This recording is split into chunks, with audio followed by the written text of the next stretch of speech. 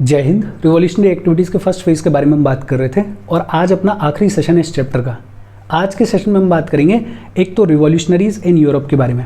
Europe में Indian रिवॉल्यूशनरीज़ ने किन किन एक्टिविटीज़ में पार्टिसिपेट किया उस सब के बारे में आज अपन बातचीत करेंगे।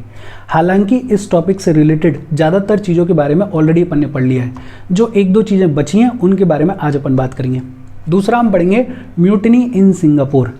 इस फेज़ के दौरान बहुत सारी छोटी छोटी म्यूटिनीज़ हुई। एक जो नोटेबल म्यूटिनी हुई वो ही सिंगापुर में, इसके बारे में आज अपन बात करेंगे। और फाइनली हम देखेंगे कि ये जो रिवॉल्यूशनरी एक्टिविटीज़ का फर्स्ट फेज़ है इसके डिक्लाइन के पीछे के रीजंस क्या रहे। इन सभी टॉपिक्स के बारे में आज अपने को बातचीत करनी है, पढ़ना है। बेहद छोटा सा सेशन है, अपन फटाफट से ख़त्म करेंगे। शुरू करने से पहले वीडियो पे लाइक के बटन को दबा दो। लाइक दबाने में आपका कुछ जाएगा नहीं और यूट्यूब वीडियो को कंसिडर करेगा और थोड़ा सा पुश कर देगा, तो लाइक का बटन दबा दो। शेयर कर दो अपने सोशल मीडिया हैंडल्स पे, व्हाट्सएप वगैरह पे अपने फ्रेंड्स को, या जो भी लोग इससे रिलेटेड पढ़ाई कर रहे हैं उनको शेयर कर दो और चैनल को सब्सक्राइब कर लो। देखो शुरू करते हैं। सबसे पहले हम बात करेंगे रिवॉल्यूशनरीज इन यूरोप के बारे में। यूरोप में एक बड़ी फेमस कमेटी को सेटअप किया गया। कौन सी committee? Berlin committee for Indian independence. इस Berlin committee for Indian independence को सेटअप किया गया इन 1915। कब स्टैब्लिश किया गया? 1915 में। और किसने स्टैब्लिश किया? इसको स्टैब्लिश किया वीरेंद्र नाथ चट्टोपाध्याय, भूपेंद्र नाथ दत्ता और लाला हरदयाल जैसे लीडर्स ने। लेकिन इसके जो मेन लीडर थे वो थे Virendra Nath Chattopadhyay. Berlin committee for Indian independence को सेटअप किया गया 1915 में। किसने स्टैब्लिश किया? वीरेंद्र नाथ चट्टोपाध्याय ने। बर्लिन कमेटी को सेटअप किया गया था with the help of German foreign office. अपने को पता है कि 1909 के बाद में एंग्लो जर्मन रिलेशंस डिटोरिएट होने लगे और इसी दौरान जर्मन फॉरेन ऑफिस ने इंडियन रिवॉल्यूशनरीज की मदद करी इस Berlin committee for Indian independence को सेटअप करने में। हमने पढ़ा था जिमरमैन प्लान के बारे में, जिसको जर्मन प्लॉट भी बुलाया जाता है। इस जिमरमैन प्लान को एग्जीक्यूट करने के लिए, इसकी ढंग से प्लानिंग करने के लिए Berlin committee for Indian independence को सेटअप किया गया था with the help of German foreign office. कब सेटअप किया गया? 1915 में। किसने सेटअप किया? वीरेंद्र नाथ चट्टोपाध्याय, भूपेंद्र नाथ दत्ता और लाला हरदयाल जैसे लीडर्स ने। बर्लिन कमेटी का एम क्या था? एम बड़ा सिंपल था। जितने भी इंडियंस इंडिया के बाहर रह रहे थे उनको मोबिलाइज करना, उनको इकट्ठा करना, उनको बताना कि हम अंग्रेज सरकार के अगेंस्ट में एक लंबा चौड़ा रिवोल्ट करने वाले हैं और ये जो रिवोल्ट है ये आर्म्ड इन्वेजन होगा। इस रिवोल्ट के थ्रू ब्रिटिश गवर्नमेंट को इंडिया से बाहर निकाला जाएगा और इंडिया को फ्री करवाया जाएगा।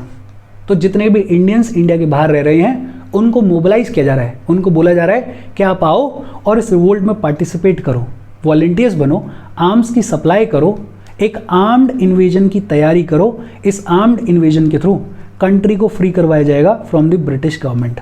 बड़ा सिंपल सा एम था। और इस दौरान यूरोप में जितने भी इंडियन रिवॉल्यूशनरीज रह रहे थे वो अलग अलग मिशंस लेके गए। कहाँ कहाँ गए मिशंस? बगदाद में गया, पर्शिया में गया, टर्की में गया, काबुल में गया। और इन मिशंस का एम क्या था? जितने भी इंडियन ट्रूप्स अब्रॉड में स्टेशन थे या जितने भी इंडियन प्रिजनर्स ऑफ वॉर्स थे उन लोगों के साथ में मिलके काम करना, उनको बताना कि हम एक रिवोल्ट की प्लानिंग कर रहे हैं, उनको तैयार करना इस लंबी लड़ाई के लिए। ऐसा ही एक मिशन भेजा गया काबुल। कहाँ भेजा गया? काबुल। और काबुल का ये मिशन गया अंडर राजा महेंद्र प्रताप सिंह, बरकत उल्ला और ओविद उल्ला सिंधी के अंडर। काबुल का जो मिशन है वो किसके अंडर गया? राजा महेंद्र प्रताप सिंह, बरकत उल्ला और ओविद उल्ला सिंधी। और इस काबुल के मिशन का एम क्या था? काबुल के क्राउन प्रिंस अमन उल्ला की मदद से काबुल में एक प्रोविजनल इंडियन गवर्नमेंट को सेटअप किया जाएगा। मतलब एक तरफ लंबे चौड़े रिवोल्ट की प्लानिंग चल रही है जिसके थ्रू ब्रिटिश गवर्नमेंट को इंडिया से बाहर निकाला जाएगा, इंडिया को फ्री करवाया जाएगा, और दूसरी तरफ एक ऑल्टरनेट गवर्नमेंट तैयार है, प्रोविजनल इंडियन गवर्नमेंट को सेटअप किया गया है। कहाँ पे? काबुल में। मतलब पूरी तैयारी है। बेसिक बातचीत। Berlin committee for Indian independence कब सेटअप की गई? 1915 में। किसने सेटअप की? ये सेटअप की वीरेंद्र नाथ चट्टोपाध्याय ने। किसकी मदद से? जर्मन फॉरेन ऑफिस की मदद से। जर्मन प्लॉट या जिमरमैन प्लान को एग्जीक्यूट करने के लिए। एम क्या है? कि लंबा चौड़ा रिवोल्ट प्लान किया जा रहा है, आर्म्ड इन्वेजन के थ्रू ब्रिटिश गवर्नमेंट से इंडिया को फ्री करवाया जाएगा, ब्रिटिश गवर्नमेंट को इंडिया से बाहर निकाला जाएगा। इसके लिए बहुत सारे मिशंस भेजे गए और उनका एम क्या था? जितने भी इंडियन ट्रूप्स अब्रॉड में स्टेशन हैं और जितने भी इंडियन प्रिजनर्स ऑफ वॉर्स हैं उनके साथ मिलकर काम करना है, इस रिवोल्ट में ब्रिटिश गवर्नमेंट को बाहर निकालने के लिए। काबुल में एक मिशन भेजा गया, किसके अंडर?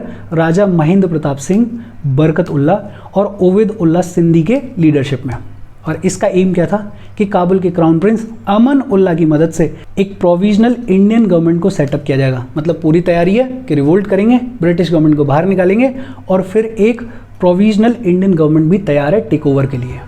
फिर इसके बाद बात आती है म्यूटिनी इन सिंगापुर के बारे में। इस दौरान बहुत सारी छोटी छोटी म्यूटिनीज हुई हैं, लेकिन एक जो नोटेबल म्यूटिनी हुई वो हुई सिंगापुर में। कब हुई? फरवरी 15, 1915 को। सिंगापुर में म्यूटिनी कब हुई? फरवरी 15, 1915 को। किसने की? पंजाबी मुस्लिम्स की 5th लाइट इन्फेंट्री ने और 36th सिख बटालियन ने। किसकी लीडरशिप में? जमादार चिश्ती खान, जमादार अब्दुल गनी और सूबेदार दाऊद खान। ये जो सिंगापुर की म्यूटिनी है कब हुई? फरवरी 15, 1915 को। किसने की? पंजाबी मुस्लिम्स की 5th लाइट इन्फेंट्री ने और 36th सिख बटालियन ने। किसकी लीडरशिप में? जमादार चिश्ती खान, जमादार अब्दुल गनी और सूबेदार दाऊद खान। लेकिन ये जो म्यूटिनी है इसको सरकार ने बड़ा ब्रूचली क्रश किया, सप्रेस किया। लगभग 37 लोगों को एग्जीक्यूट किया गया और 41 लोगों को काला पानी की सज़ा दी गई और इस म्यूटिनी को सप्रेस कर दिया गया। फाइनली बात आती है कि ये जो रिवॉल्यूशनरी एक्टिविटीज़ हुई फर्स्ट फेज़ में, इनके डिक्लाइन के पीछे के रीजंस क्या रहे? एक टेम्पररी फेज़ के लिए, कुछ टाइम पीरियड के लिए, नॉन कोऑपरेशन मूवमेंट तक ये जो रिवॉल्यूशनरी एक्टिविटीज़ हैं ये एकदम से डिक्लाइन हो जाएंगी, ये एकदम से ख़त्म हो जाएंगी। उसके रीजंस क्या हैं? रीजंस एक तो ये है कि फर्स्ट वर्ल्ड वॉर जब ख़त्म हुआ तो सरकार ने थोड़ी लिबरल अप्रोच दिखाई। सरकार ने जितने भी प्रिजनर्स को अरेस्ट किया गया था, जितने भी लोगों को अरेस्ट किया गया था under the defence of India rules, उनको रिलीज़ करने की शुरुआत करी। तो एक तरीके से रिवॉल्यूशनरीज थोड़े शांत हो गए कि चलो सरकार थोड़ी लिबरल है। दूसरा बेहद इंपॉर्टेंट, मॉन्टेग्यू ने अगस्त 1917 में एक स्टेटमेंट दिया। मॉन्टेग्यू जो है वो उस टाइम के सेक्रेटरी ऑफ स्टेट थे। मॉन्टेग्यू ने अगस्त 1917 में एक स्टेटमेंट इशू किया और उन्होंने बोला कि अब हमें एडमिनिस्ट्रेशन में इंडियंस के एसोसिएशन को इंक्रीज करने की ज़रूरत है। मतलब एडमिनिस्ट्रेशन में इंडियंस को इंक्लूड करने की ज़रूरत है। तो जितने भी इंडियंस थे वो थोड़ा खुश हुए कि चलो सेक्रेटरी ऑफ स्टेट बोल रहा है कि अब एडमिनिस्ट्रेशन जो है वो इंडियंस के हाथ में जाने वाला है। फिर इसी दौरान कॉन्स्टिट्यूशनल रिफॉर्म्स की बातचीत हो रही थी। कॉन्स्टिट्यूशनल रिफॉर्म्स किए भी जाएंगे, मॉन्टेग्यू चेम्सफोर्ड रिफॉर्म्स जो हैं उनके बारे में अपन पढ़ेंगे। और जो सबसे बड़ा फैक्टर था वो था गांधी आ चुके थे। 1915 में गांधी वापस आ गए थे India and Gandhi was talking about non violence, Gandhi was talking about non cooperation movement.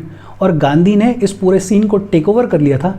उन्होंने नॉन वायलेंस को प्रीच करना शुरू कर दिया था और उसका बहुत हैवी इम्पैक्ट था, इन्फ्लुएंस था यूथ के ऊपर, मासेस के ऊपर।